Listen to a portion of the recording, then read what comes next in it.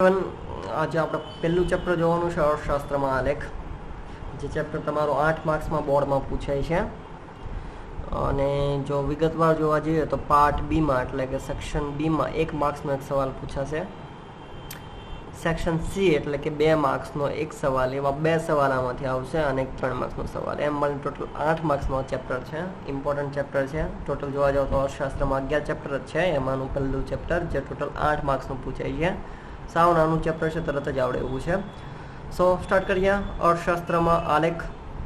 હવે પહેલો ક્વેશ્ચન એ આકૃતિ અને આલેખ, આ બે વસ્તુ છે. ઘણા બધા લોકોને એવું લાગે છે કે આકૃતિ અને આલેખ બંને સેમ છે. ના, સેમ નથી.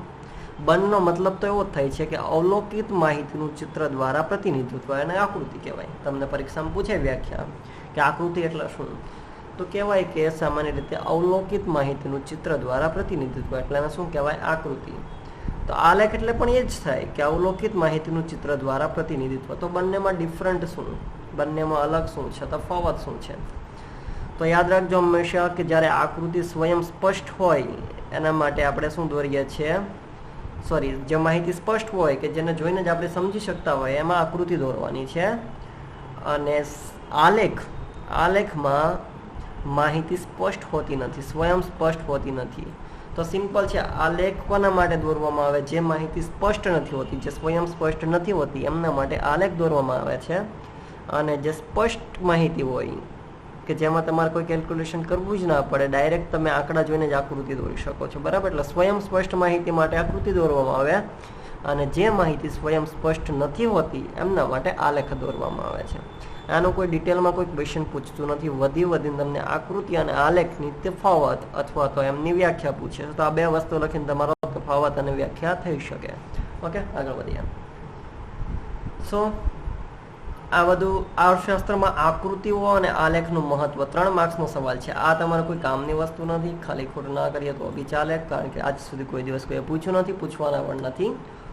અર્થશાસ્ત્રમાં આકૃતિ અને આલેખનું મહત્વ શું છે? આ એક ઇમ્પોર્ટન્ટ સવાલ છે. 3 માર્ક્સમાં પૂછાઈ શકે છે, ઘણી વખત એક્ઝામમાં પૂછાઈ બી ગયો છે. 3 માર્ક્સમાં અથવા તો 2 માર્ક્સમાં ગમે ત્યાં પૂછી શકે, બરાબર? કારણ કે 2 માર્ક્સના 2 સવાલ આવવાના છે આ ચેપ્ટરમાંથી.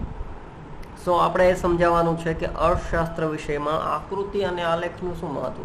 એ હોય તો અર્થશાસ્ત્ર મહત્વમાં શું ફાયદો થાય અર્થશાસ્ત્રમાં? સામાન્ય રીતે અઘરા અને અટપટા લાગતા અર્થશાસ્ત્રનો અભ્યાસ આકૃતિ દ્વારા સરળ બને છે. હવે સિમ્પલ તમે જ સમજો, તમારી સામે કોઈ પેરેગ્રાફ આખો આપેલો છે, આખો ફકરો આપેલો છે, તે વાંચવું બની શકે કે તમને કંટાળો આવે, અથવા તમે ઉપર વાંચેલું નીચે પહોંચો તો ભૂલાઈ પણ જાય, એવું થઈ શકે.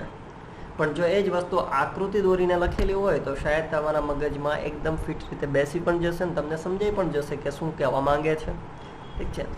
સો આકૃતિ અને આલેખ દ્વારા શું થશે કે જે અઘરો અને અટપટો લાગતો જે અર્થશાસ્ત્રનો અભ્યાસ છે એ કેવો બની જશે? સરળ બની જશે. કારણ કે જો બધી વસ્તુ તમને પેરેગ્રાફમાં લખીને સમજાવવામાં આવે ફકરામાં, તો આપણને બી ખબર જ છે, આપણને શું આવવા લાગે? કંટાળો આવવા લાગે, એમાં આપણને કોઈ રસ ના રહે, આવું બધું થઈ શકે. પણ જો એ વસ્તુ એનો એ જ ફકરો આપણે આલેખ બનાવીને વ્યવસ્થિત સમજાવ્યો હોય, આકૃતિ દોરીને સમજાવ્યો હોય, તો આપણા માટે સરળ થઈ જાય સમજવું. ઓકે, બીજું મહત્વ શું છે કે અર્થશાસ્ત્રમાં આવતા કેટલાક પરિબળોના જુદા જુદા વર્ષોના લક્ષણો સહેલાઈથી જ આકૃતિ અથવા તો આલેખમાં જોઈ શકાય છે. હવે જો આમાં એ પૂછે કે અર્થશાસ્ત્રમાં આવતા કેટલાક પરિબળોના જુદા જુદા વર્ષોના વલણો સહેલાઈથી જ એક જ આકૃતિ અથવા આલેખમાં જોઈ શકાય. હવે એક્ઝામ્પલ આપું છું. હવે ધારી લો કે આ અલગ અલગ વર્ષનો સમયગાળો છે આપણી પાસે. 1951 થી 61, 1961 થી 71, 1971 થી 81, 10 વર્ષના ગાળા છે. તો દર 10 વર્ષે ભારતની વસ્તી કેટલા ટકા વધી આમાં બતાવે છે. ચોખ્ખો આપણને ખબર પડી જાય આકૃતિ દ્વારા અને આલેખ દ્વારા પણ, કે દર વર્ષે ભારતની 10 વર્ષે આ કેટલી વસ્તી વધેલી છે. તો આલેખ જોઈને આપણને આરામથી સમજાઈ જશે કે દરેક સમયગાળા દરમિયાન શું શું ફેરફાર આવેલા છે, બરાબર? એ આલેખ દ્વારા આપણે આરામથી સમજી શકીએ. કારણ કે આમાં શું લખ્યું છે કે આ પરિબળ એટલે શું લીધું આપણે? વસ્તી. તો વસ્તીમાં જે જુદા જુદા વર્ષોમાં જે ફેરફાર આવ્યા છે એ આપણે આરામથી આકૃતિ દ્વારા અથવા તો આલેખ દ્વારા સમજી શકીએ, બરાબર? ત્રીજું મહત્વ શું છે?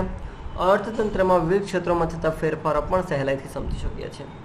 અર્થતંત્રના ઘણા બધા ક્ષેત્રો છે, પ્રાથમિક ક્ષેત્ર, ખાનગી ક્ષેત્ર, સેવા ક્ષેત્ર. તો જેટલા પણ ક્ષેત્ર છે અર્થતંત્રમાં, એ જેમાં પણ ફેરફાર થયો એ ફેરફાર આપણે આરામથી સમજી શકશું.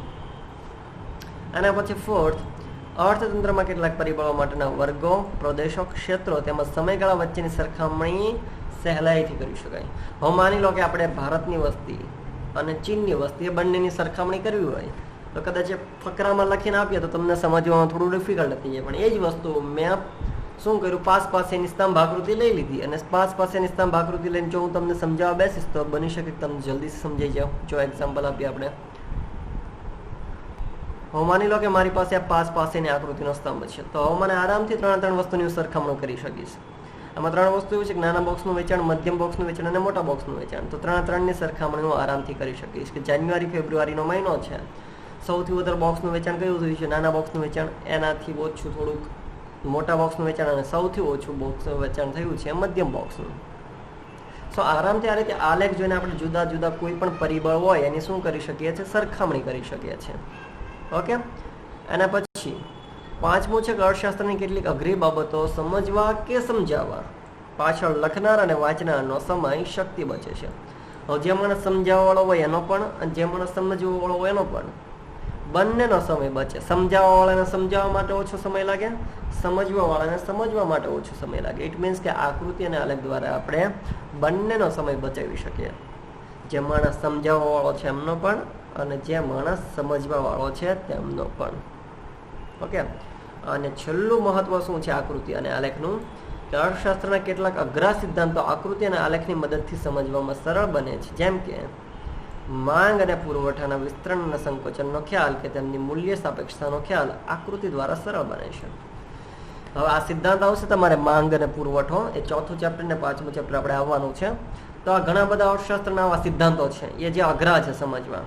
તો આવા જે અઘરા સિદ્ધાંતો છે ને જો આપણે આકૃતિમાં દર્શાવી દઈએ અથવા તો આલેખમાં દર્શાવી દઈએ તો આપણે આરામથી સમજી શકશું એને.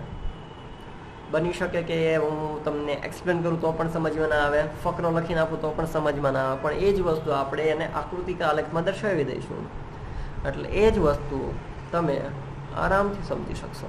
તો ટોટલ 6 મહત્વ છે આકૃતિ અને આલેખનું. પહેલું છે કે અઘરો અને અટપટો લાગતો જે અર્થશાસ્ત્રનો અભ્યાસ છે આકૃતિ દ્વારા સરળ બનાવી શકીએ. બીજું મહત્વ શું છે કે જુદા જુદા વર્ષોના જે અમુક પરિબળોના જે વલણો છે આપણે આરામથી સમજી શકીએ કે બધામાં શું ફેરફાર આવ્યો છે આપણે જોઈ શકીએ. અર્થતંત્રના ઘણા બધા ક્ષેત્રો છે, બધા અલગ અલગ ક્ષેત્રોમાં જે પણ ફેરફાર આવ્યો છે એ પણ આપણે સમજી શકશું. પછી અર્થતંત્રના કેટલાક પરિબળો જેમ કે વર્ગો, પ્રદેશ, ક્ષેત્રો, આ બધા વચ્ચેની આપણે સરખામણી કરવી હોય તો આરામથી કરી શકીએ. ધારો કે સુરતની વસ્તીને અમદાવાદની વસ્તી સાથે સરખામણી કરવી છે, અથવા તો ભારતનો ગરીબીનો દર અમેરિકાના ગરીબીના દર સાથે સરખામણી કરવી છે તો સરખામણી કરવા માટે પણ આપણને આલેખ મદદ કરી શકે છે.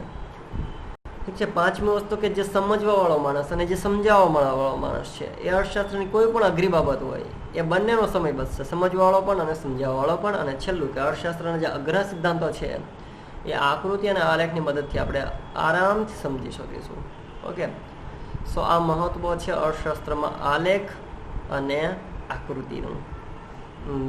નવું જે આપણું સેશન આવશે, નવું લેક્ચર જ્યારે આવશે ત્યારે આપણે આના પછીના વસ્તુ જોઈશું. ચલો એક વસ્તુ જોઈ લે કે આકૃતિ અને આલેખ દોરતી વખતે આપણે કઈ કઈ બાબતો ધ્યાનમાં રાખવી જોઈએ. આકૃતિ અને આલેખ દોરતી વખતે આપણે કઈ કઈ બાબતો ધ્યાનમાં રાખવી જોઈએ કે જેનાથી આપણો આલેખ અને આકૃતિ એકદમ વ્યવસ્થિત બને.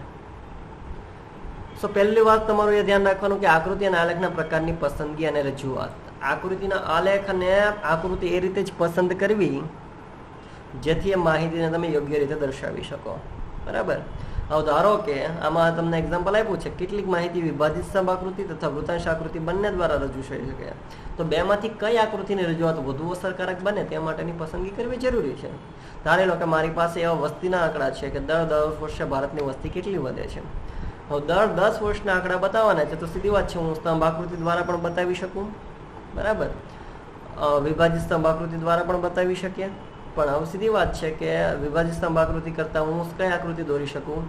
સાદી સ્તંભ આકૃતિ છે એ સાદી સ્તંભ આકૃતિ જો હું પસંદ કરું તો એ મારા દર 10 વર્ષના જે વસ્તીના આંકડા છે એ હું વ્યવસ્થિત રજૂઆત કરી શકીશ. બરાબર. એટલે સિમ્પલ કહેવાનો મતલબ એવો છે કે તમારી પાસે જે માહિતી છે એ માહિતી માટે સૌથી વધારે સારામાં સારી આકૃતિ અથવા તો આલેખ કયો એ તમારે પસંદગી કરવાની. એ તમારી માહિતી છે એના ઉપર આધાર છે કે તમે કેવા પ્રકારની આકૃતિ સિલેક્ટ કરો છો ને કેવા પ્રકારનો આલેખ.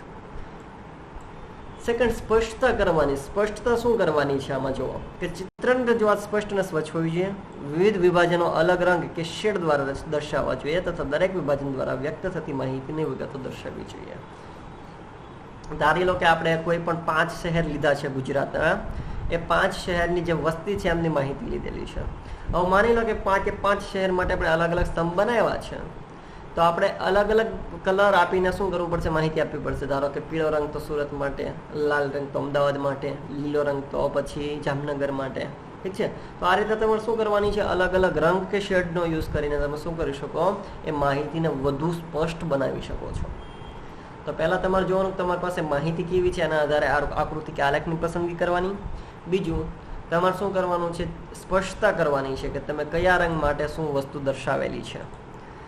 ત્રીજું, ચોક્કસ સ્કેલ માપ લેવું. આ બહુ જરૂરી છે. કોઈ પણ તમે આકૃતિ કે આલેખ દોરતા હો તો એના માટે સૌથી વધારે જે જરૂરી કહેવાય તો એ છે સ્કેલ માપ. જો તમે યોગ્ય સ્કેલ માપ પસંદ કરો છો તો તમારી આકૃતિ અથવા તો આલેખ વ્યવસ્થિત બનશે. અને જો તમે પ્રોપર સ્કેલ માપ નથી લેતા તો તમારી આકૃતિ અથવા આલેખ તમે જે દર્શાવવા માંગો છો બની શકે કે સામેવાળો વ્યક્તિ ના પણ સમજી શકે. સો આંકડાના આધારે આકૃતિ કે આલેખનું સ્કેલ માપ લેવું જોઈએ, જેથી ચિત્ર કેવું બને, યોગ્ય કદનું બને. અધરવાઇઝ બની શકે તમારું ચિત્ર બહુ નાનું બની જાય અથવા તો બની શકે તમારું ચિત્ર બહુ મોટું બની જાય. તો આવું ના થાય એટલા માટે આપણે ચોક્કસ સ્કેલ માપ લેવાનું છે. ચોથું છે કે આકૃતિ કે આલેખની બંને ધરી પરની વિગતો સ્પષ્ટ કરવી. બંને ધરી એટલે આકૃતિમાં 2 ધરી આવે, એક્સ એક્સિસ અને વાય એક્સિસ. બરાબર છે.